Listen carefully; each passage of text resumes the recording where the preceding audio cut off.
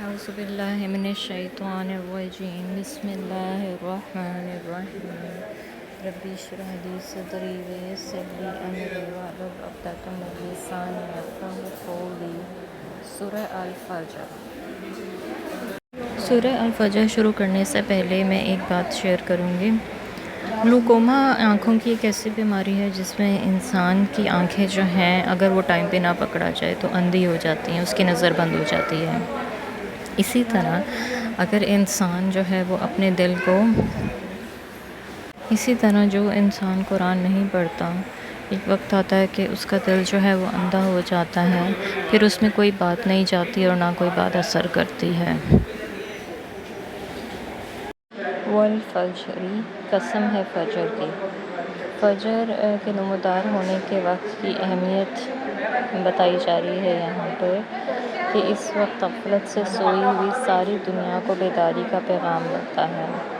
رات کو انسان تھکن سے چور ہو کر سوتا ہے اور صبح جب بیدار ہوتا ہے تو وہ بالکل تازہ دم ہوتا ہے۔ وَلَيَالٍ عَشْرٍ، اور 10 راتوں کی۔ یہ کون سی 10 راتیں ہیں؟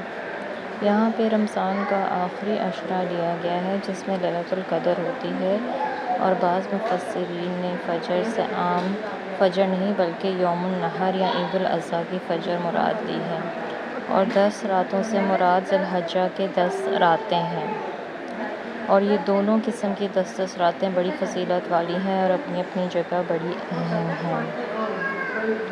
والشفع والوتر، اور جفت کی اور طاق کی۔ والشفع والوتر، اور جفت اور طاق کی۔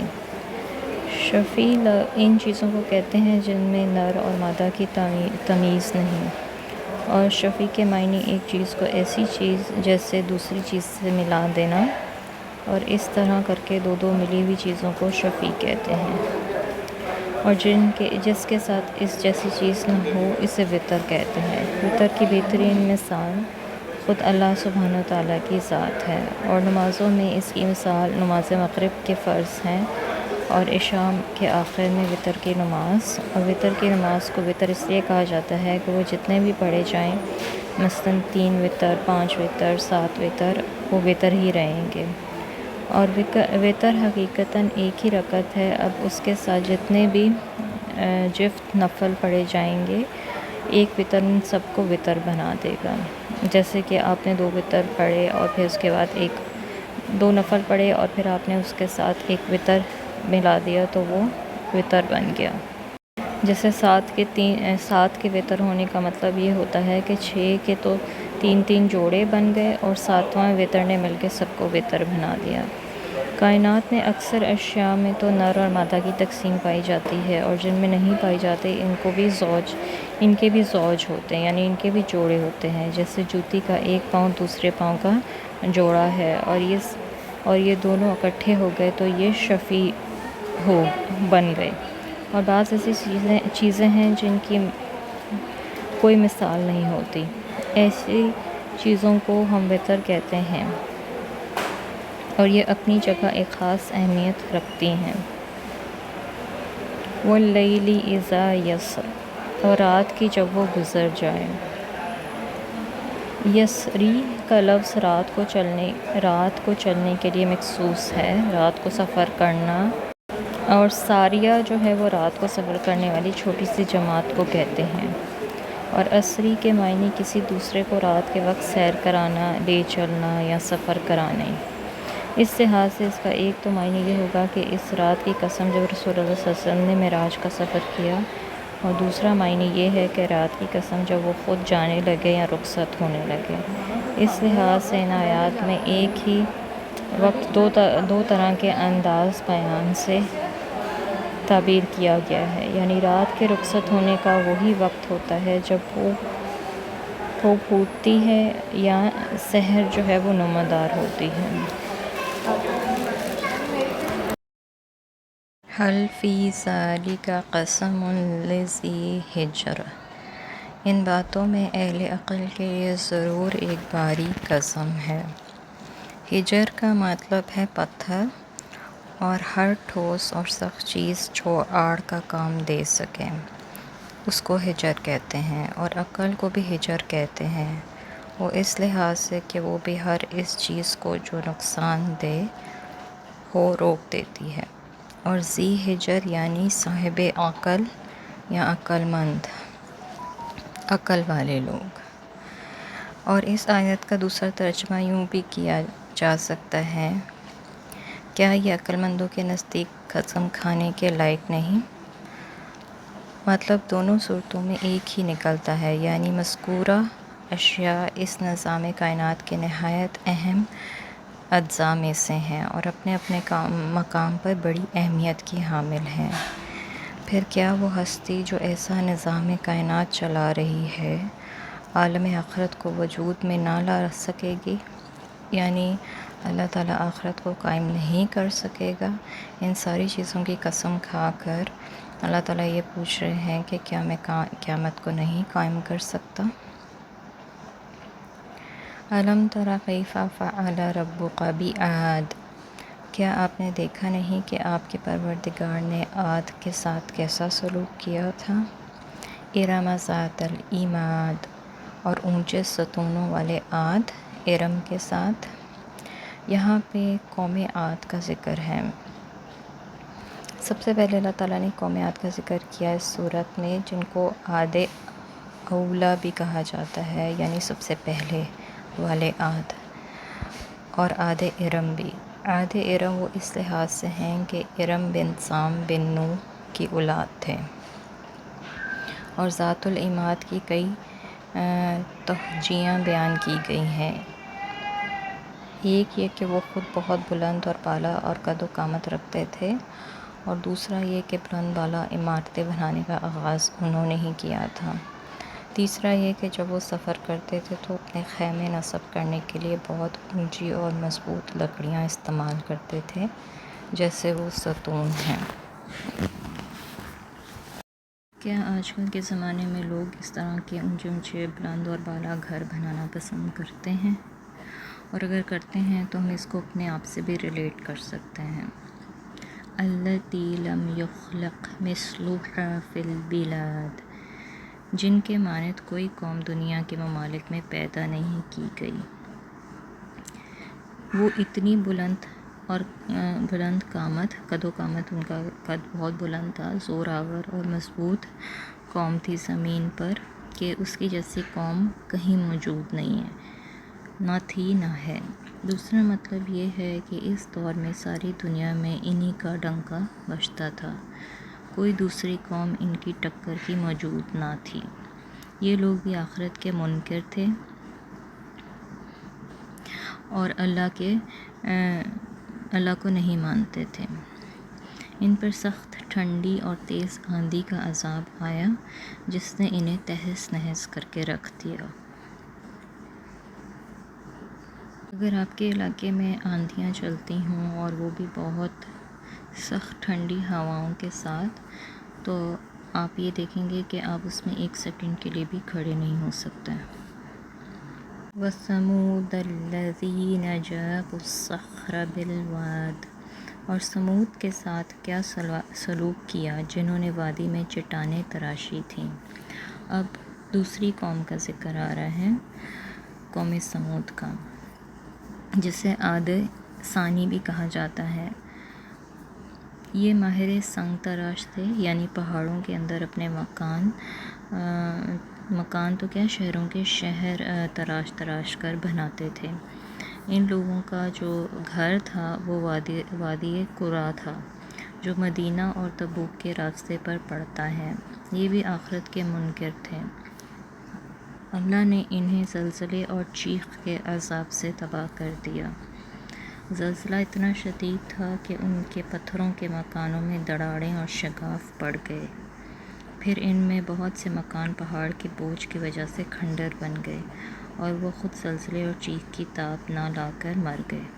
انہوں نے تو اپنی طرف سے بہت مضبوط پتھروں کے گھر تراشے تھے، لیکن اللہ تعالیٰ نے بھی انہیں زلزلہ سے تباہ کر دیا۔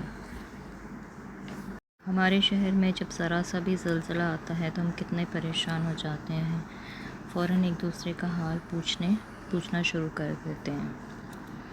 خیر، پھر اس کے بعد فرعون کی قوم کا ذکر آیا ہے۔ وَفِرْعَوْنَ ذِی الْأَوْتَادِ، اور میخوں والے فرعون کے ساتھ۔ یہ بھی فرعون کی قوم بھی نہایت سرکش تھی اور فرعون کو میخوں والا کہا گیا۔ ایک یہ کہ میخوں والے سے مراد اس کی سلطنت مضبوط ہے، جیسے سلطنت کی جڑیں میخوں کی طرح زمین میں ٹھوک دی گئی ہوں۔ دوسرا یہ کہ میخوں سے مراد اس کی افواج اور لاؤ لشکر ہیں، جن کے بلبوتے پر وہ اللہ کا باغی اور مد مقابل بن بیٹھا تھا، خود ہی اپنے آپ کو خدا سمجھنے لگا تھا۔ تیسری یہ کہ جب اس کے لشکر نقل و حرکت کرتے تھے تو خیموں کو نصب کرنے کے لیے بڑے بڑے میخیں استعمال کرتے تھے۔ اور چوتھا یہ کہ جب اس نے کسی کو سولی چڑھانا ہوتا تو اسے تختے پر رسیوں سے کسنے کے بجائے اس کے ہاتھوں اور پاؤں میں میخیں ٹھونک دیا کرتا تھا، اور یہ سب باتیں اس کی قوت اور اس کا غرور اور اس کی سنگ دلی پہ گواہ تھیں۔ فرعون اور اس کی قوم بھی آخرت کی منکر اور اللہ کی نافرمان تھی۔ ان لوگوں کو اللہ نے غرق کر کے دنیا کو ان کے وجود سے پاک کر دیا، اور قوم فرعون تو ایسی قوم ہے جس کے بارے میں میرے خیال سے تمام جو نیشنلٹیز ہیں ان سب کو ہی اس کا علم ہے۔ الذین طغوا فی البلاد، جنہوں نے بہت سے شہروں میں سرکشی کی، فاکثروا فیہا الفساد، اور ان میں بہت فساد مچا دیا۔ فصب علیہم ربک صوت عذاب، تو آپ کے رب نے ان پر عذاب کا کوڑا برسا دیا۔ ان تینوں تاریخی واقعات میں کیا چیز مشترک ہے کہ یہ سب قومیں آخرت کی اور اللہ کی انکاری تھیں، اور جو فرد یا قوم آخرت پر ایمان نہ رکھتی ہو وہ اپنی زندگی اپنی مرضی سے گزارنا چاہتی ہو اور فسق و فجور میں مبتلا ہو جائے، اور جب وہ ایک مخصوص حد سے آگے بڑھ جاتی ہے تو اس کے گناہوں کا ڈول بھر جاتا ہے اور عذاب الہی کی گرفت میں آ جاتی ہے۔ ان واقعات سے یہ پیش کیا گیا ہے کہ آخرت کا عقیدہ محض کوئی ایسا تصوریاتی نظریہ نہیں ہے کہ آپ اس کو بس سوچ لیں گے، آپ کی امیجنیشن میں ہے یا آپ کی ڈریمز میں ہے، بلکہ اس کی ایک ٹھوس حقیقت ہے، ورنہ پھر عذاب ہی نہ آتا کسی پر۔ اور جس طرح انسان کسی ٹھوس حقیقت کے مقابلے پر اتر آنے اور ٹکرانے سے پاش ہو جاتا ہے، آخرت کے منکروں کا بھی یہی حال ہوتا رہا ہے اور آئندہ بھی ہوتا رہے گا۔ ان ربک لبالمرصاد، بلا شبہ آپ کا پروردگار تو طاق میں ہوتا ہے۔ طاق یا گھات ایسی جگہ کو کہتے ہیں جہاں کوئی شخص کسی کے انتظار میں اس لیے چھپا بیٹھا ہوتا ہے کہ جب وہ چیز اس کی زد میں آئے تو اس کے جال میں پھنس جائے۔ گزرنے والا اپنے انجام سے غافل ہوتا ہے اور بے فکری سے چلا جا رہا ہوتا ہے کہ اچانک شکار ہو جاتا ہے۔ یہی صورتحال اللہ کے مقابلے میں ان ظالموں کی ہے جنہیں یہ احساس تک نہیں ہوتا کہ کوئی ہستی انہیں دیکھ رہی ہے۔ وہ بڑی دیدہ دلیری سے گناہوں میں آگے بڑھتے ہی چلے جاتے ہیں تاکہ وہ حد آ جاتی ہے۔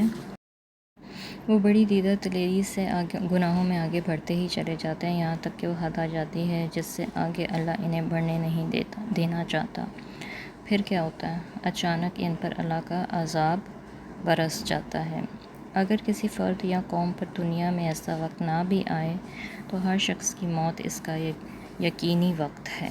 جیسے کہ مجاہد کہتے ہیں کہ بالمرصاد کا معنی ہے الیہ المصیر، یعنی سب کو اسی کی طرف لوٹنا ہے۔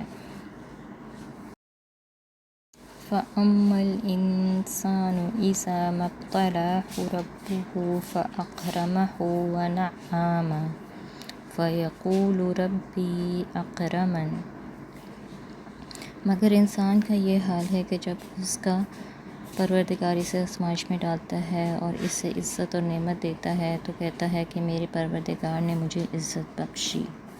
وَأَمَّا إِذَا مَا ابْتَلَاهُ فَقَدَرَ عَلَيْهِ رِزْقَهُ فَيَقُولُ رَبِّي أَهَانَنِ، اور جب اسے آزمائش میں ڈال کر اس کا رزق اس پر تنگ کر دیتا ہے اور جب اسے آزمائش میں ڈال کر اس کا رزق اس پر تنگ کر دیتا ہے تو کہتا ہے کہ میرے رب نے مجھے ذلیل کر دیا۔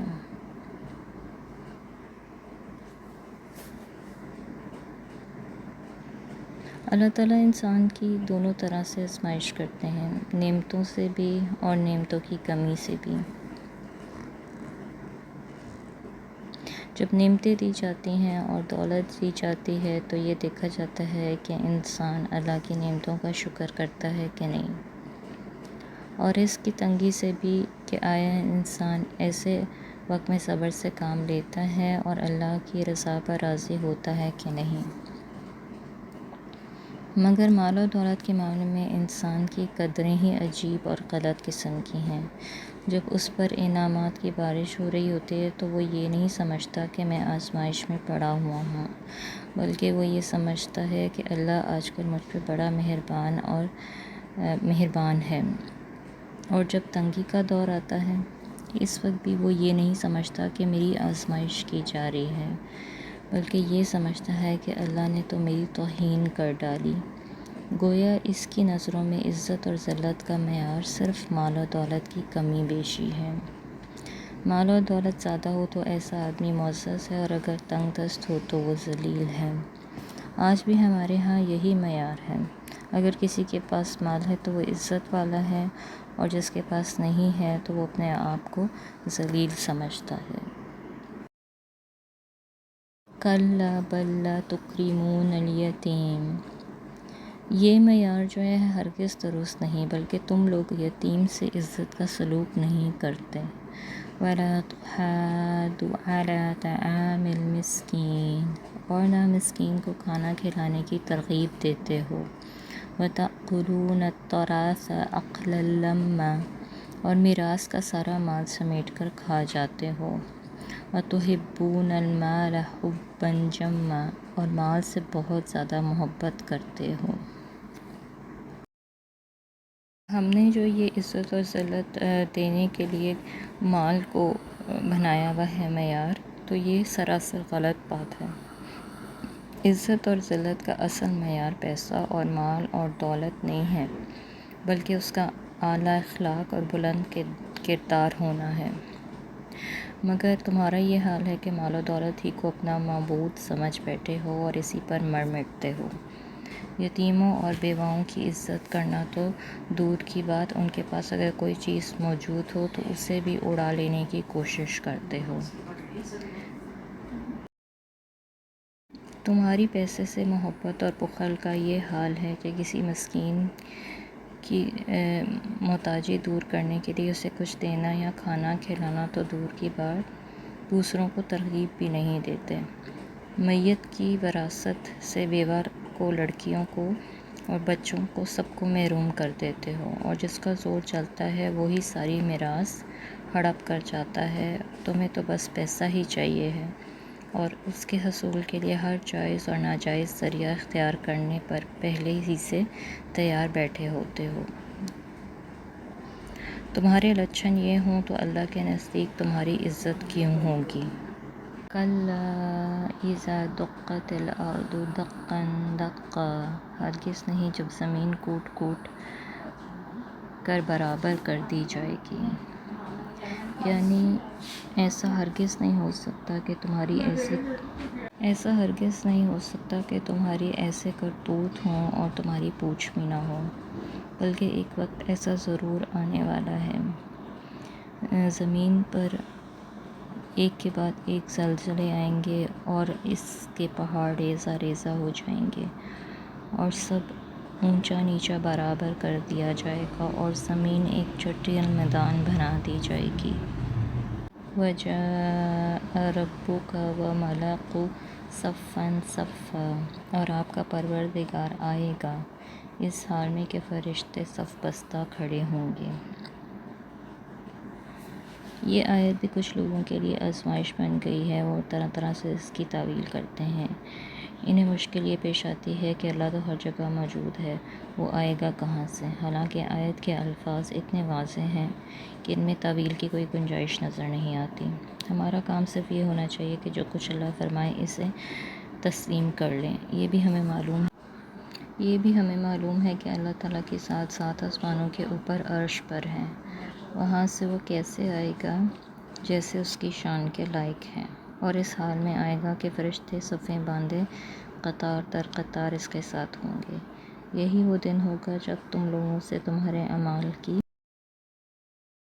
وَجِيءَ يَوْمَئِذٍ بِجَهَنَّمَ يَوْمَئِذٍ يَتَذَكَّرُ الْإِنسَانُ وَأَنَّىٰ لَهُ الذِّكْرَىٰ۔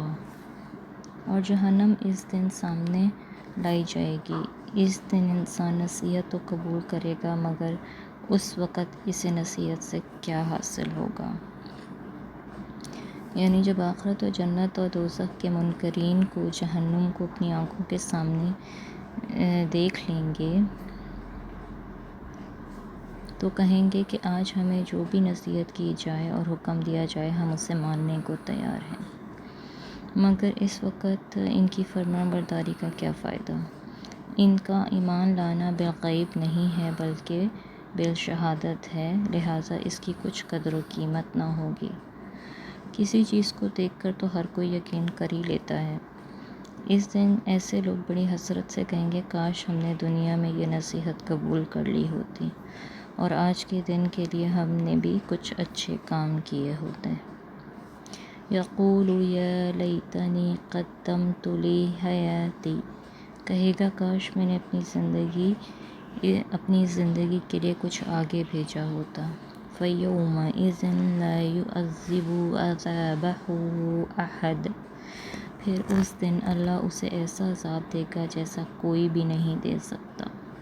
وَلَا يُوثِقُ وَثَاقَهُ أَحَدٌ، اور جیسے وہ جکڑے گا کوئی بھی نہیں جکڑ سکتا۔ ایسے لوگوں کو اس دن ایسی سخت مار پڑے گی اور سزا ملے گی جیسے کوئی دوسرا نہیں دے سکتا۔ فرشتے ان کے گلوں میں طوق اور پاؤں میں زنجیریں ڈال کر جہنم میں پھینک دیں گے، پھر اوپر سے جہنم کو بند کر دیا جائے گا۔ اس میں سانپ اور بچھوؤں کے ڈسنے کا عذاب الگ ہوگا اور فرشتوں کے مارنے اور ڈانٹنے کا الگ۔ پھر ذہنی عذاب یہ ہوگا کہ اس عذاب سے نجات کی انہیں کوئی صورت نظر نہ آئے گی۔ یہ عذاب وقتی اور عارضی نہیں بلکہ مستقل ہے اور دائمی ہوگا۔ یہ فکر ان کے جسمانی عذاب کو کہیں زیادہ بڑھا دے گی۔ جب ہمیں پتہ چلے کہ ہم پر کوئی تکلیف یا مصیبت آنے والی ہے یا کوئی بیماری آنے والی ہے جس کا کوئی علاج نہیں تو ہمارا کیا حال ہوتا ہے؟ یا ایتھا النفس المطمئنہ، اے اطمینان پانے والی روح۔ نفس مطمئنہ کیا ہے؟ ارجعی الی ربک راضیۃ مرضیہ، اپنے پروردگار کی طرف لوٹ چل تو اس سے راضی وہ تجھ سے راضی۔ یعنی وہ لوگ جنہوں نے زندگی اللہ تعالیٰ کی رضامندی کے ساتھ گزاری ہے وہ نفس مطمئنہ بن جائیں گے۔ فَادْخُلِی فِی عِبَادِی، تو میرے نیک بندوں میں شامل ہو جا، اور یہی لوگ قیامت والے دن نیک بندوں میں شامل ہو جائیں گے اور جنت کے مستحق ہو جائیں گے۔ ایسے لوگوں کو موت کے وقت یہ بات کہی جائے گی، میدان حشر میں قبروں سے اٹھنے اور میدان محشر کی طرف چلتے وقت بھی کہی جائے گی، اور عدالت الہی میں فیصلے کے بعد بھی کہی جائے گی۔ گویا ہر مرحلے پہ اسے یہ اطمینان دلایا جائے گا کہ وہ اللہ کے فرمانبردار بندوں میں شامل ہے۔ وَادْخُلِی جنتی، اور میری جنت میں داخل ہو جا۔ اس سے بڑی کامیابی اور کسی انسان کے لیے کیا ہو سکتی ہے کہ اللہ بھی اس سے راضی اور وہ اللہ سے راضی اور وہ اپنے انجام پہ بھی خوش۔ اللہ تعالیٰ ہم سب کو اس جنت میں داخل ہونے کی توفیق عطا فرمائے، آمین۔ وآخر دعوانا ان الحمد للہ رب العالمین۔